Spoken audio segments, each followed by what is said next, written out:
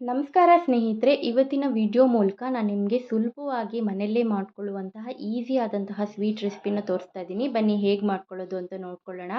ಮೊದಲಿಗೆ ನಾನಿಲ್ಲಿ ಕಾಯಿಯನ್ನು ತೊಗೊಂಡಿದ್ದೀನಿ. ಇದು ಒಣ ಕೊಬ್ಬರಿ, ಹಸಿ ಕೊಬ್ಬರಿ ಆದರೆ ನೀವು ಸ್ವಲ್ಪ ಬಿಸಿ ಮಾಡ್ಕೋಬೇಕಾಗತ್ತೆ. ಒಂದೆರಡು ಸಲ ಫ್ರೈ ಮಾಡ್ಕೊಂಡು ಹಾಕ್ಕೊಂಡ್ರೆ ಈ ರೀತಿಯಾದಂತಹ ಪೌಡರ್ ರೆಡಿ ಆಗುತ್ತೆ.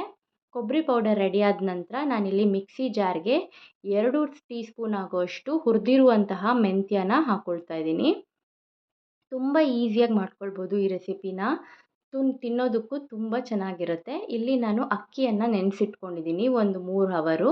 ಇಲ್ಲಿ ನಾನಿದನ್ನು 1 ಕಪ್ಪಲ್ಲಿ 2 ಕಪ್ ಆಗುವಷ್ಟು ಅಕ್ಕಿಯನ್ನು ನೆನೆಸಿಟ್ಕೊಂಡಿದ್ದೀನಿ. ನಾನಿಲ್ಲಿ ಸ್ವಲ್ಪ ಸ್ವಲ್ಪನೇ ಹಾಕ್ಕೊಂಡು ರುಬ್ಕೋತಾ ಇದ್ದೀನಿ. ನೋಡಿ, ಈ ರೀತಿಯಾಗಿ ರುಬ್ಕೋಬೇಕು. ಫಸ್ಟು ಮೆಂತ್ಯ ಹಾಕಿ ನಂತರ ಅಕ್ಕಿಯನ್ನು ಹಾಕಿ ಇದರಲ್ಲಿ ಅರ್ಧ ಬೆಲ್ಲ ಹಾಕ್ಕೊಳ್ಬೇಕಾಗತ್ತೆ. 1.5 ಕಪ್ ಅಕ್ಕಿಗೆ 1 ಕಪ್ ಆಗುವಷ್ಟು ಬೆಲ್ಲನ ಆ್ಯಡ್ ಮಾಡ್ಕೋಬೇಕು. ಮತ್ತು ಕೊಬ್ಬರಿ ನಾವು ಮಾಡ್ಕೊಂಡಿದ್ದೀವಲ್ಲ ಅದನ್ನು ಕೂಡ ಇದಕ್ಕೆ ಆ್ಯಡ್ ಮಾಡ್ಕೋಬೇಕು. ಆ್ಯಡ್ ಮಾಡಿದ ನಂತರ ಇದನ್ನು ರುಬ್ಕೋಬೇಕು. ರುಬ್ಬಿದ ನಂತರ ಈ ರೀತಿಯಾದಂತಹ ಥಿಕ್ ಬ್ಯಾಟರ್ ರೆಡಿ ಆಗುತ್ತೆ. ಇದಕ್ಕೆ ಜಾಸ್ತಿ ನೀರನ್ನು ಉಪಯೋಗಿಸ್ಬಾರ್ದು. ಈ ರೀತಿಯಾದಂತಹ ಬ್ಯಾಟರ್ ರೆಡಿ ಆಗಬೇಕು. ನೋಡಿ, ಈ ಥರ ಟೆಕ್ಸ್ಚರ್ ಇಷ್ಟು ತಿಕ್ಕಾಗಿ ಬಂದರೆ ಸಾಕು. ಇಷ್ಟು ತಿಕ್ಕಾದ ನಂತರ ಇದಕ್ಕೆ ಯಾವುದೇ ರೀತಿಯಾದಂತಹ ನೀರನ್ನು ಕೂಡ ನಾನಿಲ್ಲಿ ಆ್ಯಡ್ ಮಾಡಿಲ್ಲ. ಮತ್ತು ನಾನಿವಾಗ ಸ್ವಲ್ಪ ಸಿಹಿ ಆಗಿರೋದ್ರಿಂದ ಸ್ವಲ್ಪ ಚಿಟಿಕೆ ಉಪ್ಪನ್ನು ಸೇರಿಸ್ಕೊಳ್ತಾ ಇದ್ದೀನಿ ರುಚಿಗೆ. ಇದನ್ನು ಕೂಡ ಪೂರ್ತಿಯಾಗಿ ನೀವು ಈ ಥರ ಕಲಿಸ್ಕೊಬೇಕು. ಈಗ ನಾನು ಎಣ್ಣೆನ ಕಾಯಕ್ಕಿಟ್ಕೊಂಡಿದ್ದೀನಿ.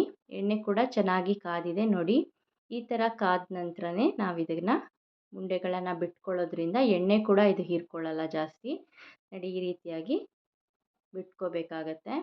ತುಂಬಾ ಏನು ಬಿಡೋದು ಬೇಕಾಗಲ್ಲ. ಇಮಿಡಿಯೇಟ್ ಮಾಡೋದ್ರಿಂದ ನಿಮಗೆ ಈ ಥರ ಸ್ವಲ್ಪ ಬಿಟ್ಕೊಳ್ಳುತ್ತೆ. ಇಲ್ಲಾಂದರೆ ನೀವು ಒಂದಿನ ಇಟ್ಬಿಟ್ಟು ಇದನ್ನು ಮಾಡ್ತೀನಿ ರುಬ್ಬಿ ಫ್ರಿಜ್ಜಲ್ಲಿಟ್ಟರೆ ಇನ್ನೂ ಚೆನ್ನಾಗಿ ಬರುತ್ತೆ. ಇದು ಇನ್ಸ್ಟೆಂಟಾಗಿ ಮಾಡ್ಕೊಳ್ಳೋದ್ರಿಂದ ರುಚಿ ಕೂಡ ತುಂಬಾ ಚೆನ್ನಾಗಿರುತ್ತೆ. ಮಕ್ಕಳು ಕೂಡ ತುಂಬಾ ಇಷ್ಟಪಡ್ತಾರೆ. ಈಸಿಯಾಗಿ ಮಾಡ್ಕೊಳ್ಬೋದು ಇದನ್ನ. ಈ ರೆಸಿಪಿನ ಟ್ರೈ ಮಾಡಿ ನೋಡಿ. ಈ ರೆಸಿಪಿ ನಿಮಗೆ ಇಷ್ಟ ಆಗಿದರೆ ಲೈಕ್ ಮಾಡಿ, ಶೇರ್ ಮಾಡಿ ಮತ್ತು ಸಬ್ಸ್ಕ್ರೈಬ್ ಮಾಡ್ಕೊಂಡು ನೋಡೋದನ್ನು ಮರಿಬೇಡಿ.